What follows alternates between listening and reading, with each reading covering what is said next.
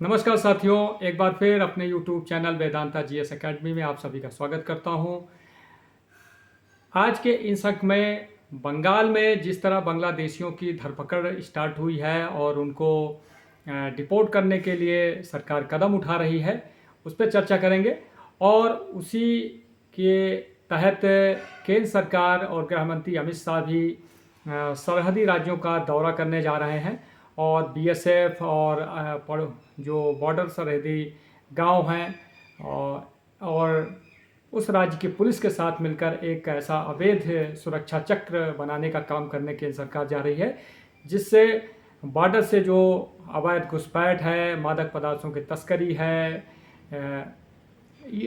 और जो अनलीगल काम होते हैं, उस पर पूरी तरह से प्रतिबंध लगाने का काम केंद्र सरकार करने जा रही है। लेकिन आज के इस वीडियो में ज़्यादा हम बात करेंगे बंगाल के में जो अवैध घुसपैठ की समस्या थी बांग्लादेशी और रोहिंग्यों के द्वारा, चाहे वो बॉर्डर के द्वारा हो या पानी समुद्र के रास्ते हो या पूर्वोत्तर राज्यों के द्वारा जो अवैध बांग्लादेशी और रोहिंग्या जो है भारत के अंदर प्रवेश करते थे और अलग अलग राज्यों में फैलकर वो जो है मतलब एक तरह से सुरक्षा की दृष्टि भी और भारत के जो संसाधन हैं वो अपने देश के लोगों के लिए खर्चा काम आए, बल्कि जो अवैध लोग हैं जो देश के अंदर रह रहे हैं उनके काम ना आए। तो इसी को ध्यान में रखते हुए बंगाल चुनाव में भारतीय जनता पार्टी ने बांग्लादेशी और रोहिंग्यों अवैध घुसपैठियों का जोर शोर से मुद्दा उठाया था। और जिस तरह बंगाल की स्थिति बनी थी, एक ज़माने में ममता बनर्जी टीएमसी भी जो है अवैध बांग्लादेशी घुसपैठियों को लेकर विरोध करती थी। उनके कई सारे पुराने वीडियो आप संसद में, लोकसभा में, राज्यसभा में जो वक्तव्य दिए हैं, उसमें काफ़ी उन्होंने बांग्लादेशी घुसपैठ की समस्या को रेखांकित किया था। लेकिन क्योंकि वो पिछले 15 सालों से राज्य की सरकार में थी और वो वोट जो अवैध घुसपैठिए थे वो एक तरह से उनके वोट बैंक बन गए थे, क्योंकि उसमें बहुत ज़्यादा मात्रा में मुस्लिम समुदाय के लोग थे और उसके अलावा हिंदू समुदाय, हिंदू। और केंद्र सरकार ने जो सीसीए कानून लागू किया है, नागरिकता देने वाला कानून है, जिसमें अपने पड़ोसी राज्यों देशों के जैसे बांग्लादेश हो गया, श्रीलंका, पाकिस्तान, अफगानिस्तान, इन सब देशों के जो हिंदू, बौद्ध, जैन, ईसाई सताए हुए लोग हैं, उनको जो है देश की नागरिकता देने का प्रावधान सरकार ने किया था। तो उन लोगों को तो नागरिकता सरकार धीरे धीरे देने जा रही है। बंगाल में उसका भी विरोध हो रहा था, सीसीए का भी। तो लेकिन उन लोगों को नागरिकता देगी, लेकिन जो अन्य कम्युनिटी, खासकर मुस्लिम समुदाय जो अवैध रूप से भारत के अलग अलग राज्यों में रह रहा है और झुग्गी झोपड़ियाँ जो शहरों के अंदर मलिन बस्तियाँ हैं या झुग्गियाँ हैं, ज़्यादातर आप लोग उसमें जो है रोहिंग्या और बांग्लादेशी ही मिलेंगे। यूपी में हम देखा, दिल्ली के अंदर कई सारे झुग्गियों को जो है हटाया गया और बुलडोजर कार्रवाई के द्वारा। और वही काम पिछले 15 दिन में 4 तारीख को रिजल्ट आता है और 9 तारीख को शुभेंदु अधिकारी मुख्यमंत्री बनते हैं। और पिछले 15 दिन में जिस तरह बंगाल सरकार ने, शुभेंदु अधिकारी ने काम किया है, वो ऐसा देख के लगता है कि उनके समकक्ष जो मुख्यमंत्री हैं योगी आदित्यनाथ को छोड़कर बाकी वो एक नई लकीर खींचने का काम कर रहे हैं, खासकर गवर्नेंस के मामले में और जो है बुलडोजर कार्रवाई में और अवैध बांग्लादेशी अवैध घुसपैठियों को बाहर निकालने में। शुभेंदु अधिकारी ने क्लियर कट बोला है कि अवैध, चाहे वो बांग्लादेशी हों चाहे रोहिंग्या हों, उनको पहले डिटेक्ट करिए, फिर उनको डिटेंशन सेंटर में डालिए और फिर उनको डिपोर्ट करिए। और जब से उन्होंने ये घोषणा की है, बांग्लादेश के बॉर्डर पर कई सारे चेक पॉइंट हैं, वहाँ पे जो है बांग्लादेशियों अवैध घुसपैठियों की लाइन लगी हुई है बांग्लादेश भागने के चक्कर में। तो ये कोई एक राज्य का विषय नहीं है, ये पूरे देश की सुरक्षा का मामला है।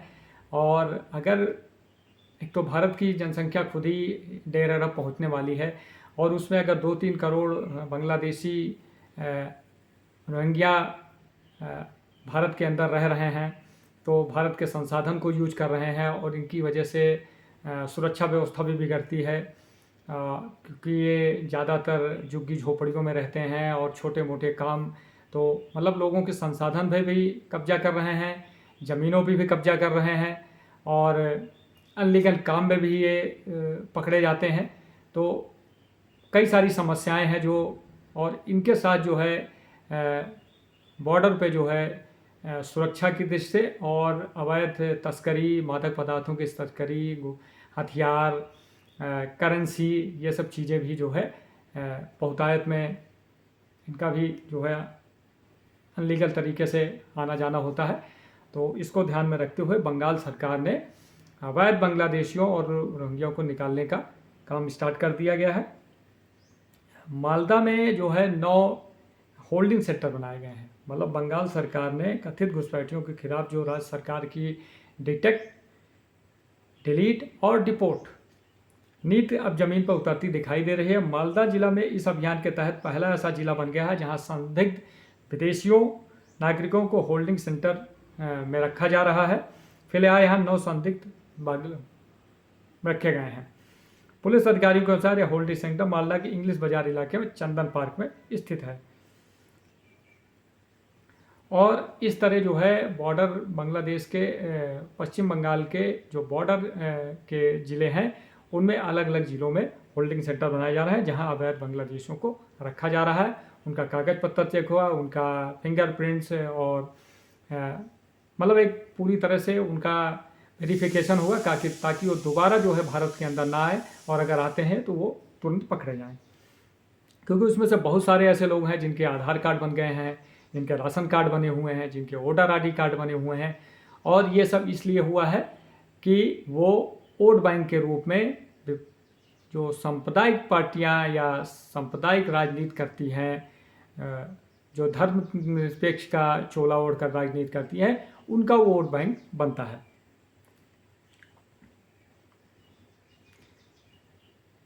यह कदम राज्य के पर्वतीय मामलों के विभाग की ओर से जारी किए गए दिशा निर्देशों के तहत उठाया गया, जिसमें सभी जिलों को पकड़े गए विदेशियों और निर्वासन की प्रतीक्षा कर रहे विदेशी कैदियों को होल्डिंग सेंटर में रखा जाएगा। और इस काम में बंगाल सरकार की मदद बीएसएफ कर रही है। प्रस्तावित व्यवस्था के साथ बीएसएफ बांग्लादेशी बॉर्डर गार्ड के साथ मिलकर एक डिपोर्टेशन की प्रक्रिया पूरी करेगा। अधिकारियों के मुताबिक संदिग्ध विदेशी नागरिकों का अधिकतम 30 दिनों तक ऐसे सेंटर में रखा जा सकता है जहां उनकी पहचान और दस्तावेजों की जांच होगी।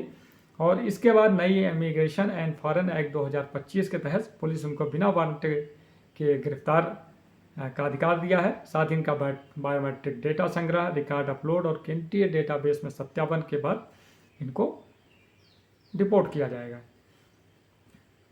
सरकार ने एक अलग निर्देश के तहत अफगानिस्तान, पाकिस्तान, बांग्लादेश के धार्मिक रूप से पीड़ित जो भारत में हिंदू, सिख, जैन, बौद्ध, पारसी और ईसाई के समुदाय के लोग हैं, जो बशर्ते 13 दिसंबर 2024 से पहले भारत आ चुके हैं, इनको जो है नागरिकता देने का प्रावधान है।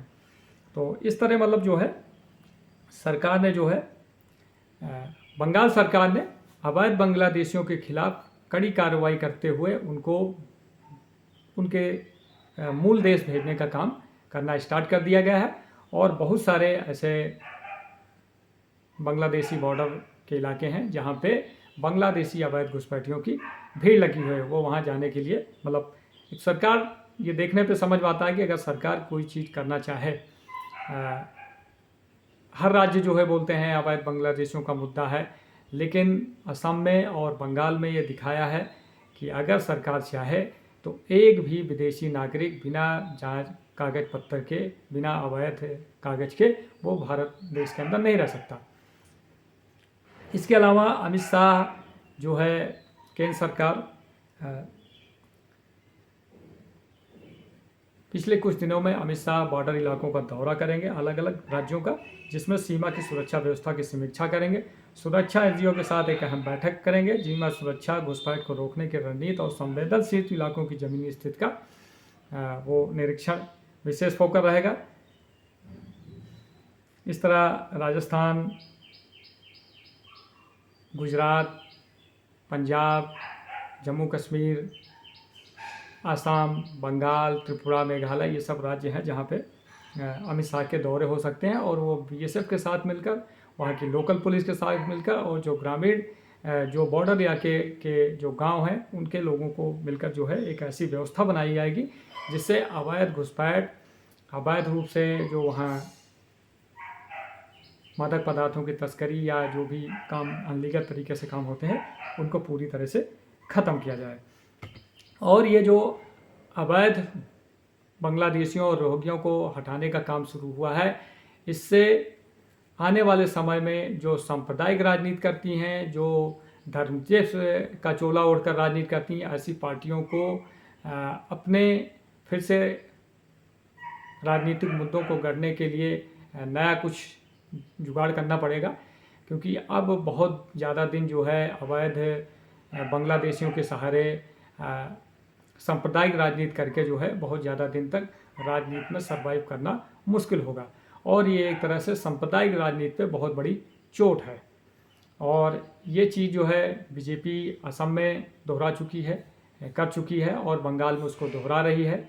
उत्तर प्रदेश में बहुत सारे बांग्लादेशी पकड़े गए थे जिनको हटाया जा रहा है। और आने वाले समय में ये देश के अंदर एक जो है एक कार्यक्रम के तहत चलेगा, और जहाँ जहाँ भी बीजेपी सरकारें हैं खासकर वहाँ पे जो है अवैध रूप से रह रहे हुए विदेशियों को डिटेक्ट किया जाएगा, फिर उनको डिटेंस किया जाएगा और फिर उनको डिपोर्ट किया जाएगा।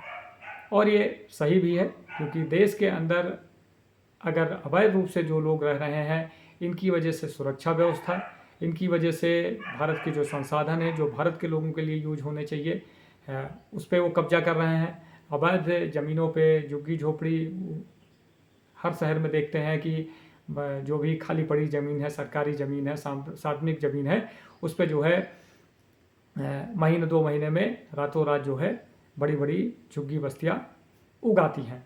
और ये इसलिए होता है कि ये वैसी राजनीतिक पार्टियों के लिए खाद पानी का काम करती हैं जो उनका वोट बैंक बनता है। इनके आधार कार्ड बन जाते हैं, इनके वोटर आईडी कार्ड बन जाते हैं, इनके बिजली पानी की व्यवस्था हो जाती है। जैसे दिल्ली में ओखला और कई जगहों पे देखा गया जो झुग्गी बस्तियाँ थी, वहाँ पे सारी व्यवस्था थी। और बीजेपी सरकार आने के बाद उसको जो है खाली करा रही है, काफ़ी हद तक खाली किया है। या लखनऊ के अंदर कई सारे इलाके खाली कराए गए हैं, और अब ये चीज़ बंगाल में हो रही है। तो ये अच्छी पहल है, और ये पूरे देश के अंदर जो है एक तरह से जनगणना हो रही है, और जनगणना के साथ साथ सीजीए लागू है। और इसके साथ ये भी मैटर सॉल्व होना चाहिए जो अवैध घुसपैठियों का मुद्दा है, और जो अवैध रूप से देश के अंदर रहे हैं उनको बाहर निकालने का काम होना चाहिए। तो शुभेंदु अधिकारी पिछले 15 दिनों में जिस तरह के कदम उठाए हैं, और ख़ासकर अवैध नागरिकों को लेकर, वो काबिल तारीफ़ है। और वो एक लकीर खींच रहे हैं अन्य राज्यों के लिए, अन्य राज्यों के मुख्यमंत्रियों के लिए। वो भी एक ट्रेंड सेट कर रहे हैं, जैसे योगी जी और हेमंत बिस्वा शर्मा राजनीति पर ट्रेंड सेट करते हैं। तो इसके लिए मुझे बंगाल सरकार को अपनी तरफ से शुभकामनाएं देता हूं कि वो अपने इस कार्यक्रम में सफल हों। आने वाले वीडियो में और किसी मुद्दे पे आपसे बात करेंगे। और ख़ासकर बंगाल में जिस तरह की सरकार ने कदम उठाए हैं, और जिस तरह की केंद्र सरकारी योजनाएं और बहुत सारी योजनाएं जो सरकार ने वादे किए थे उसको पूरा करने के लिए काम कर रही है। और जिस तरह पश्चिम बंगाल के अंदर तृणमूल कांग्रेस में एक तरह से भगदड़ मची हुई है, लोग बागी हो रहे हैं, उसके बारे में बात करेंगे। तो आज के लिए इतना ही। धन्यवाद। जय हिंद।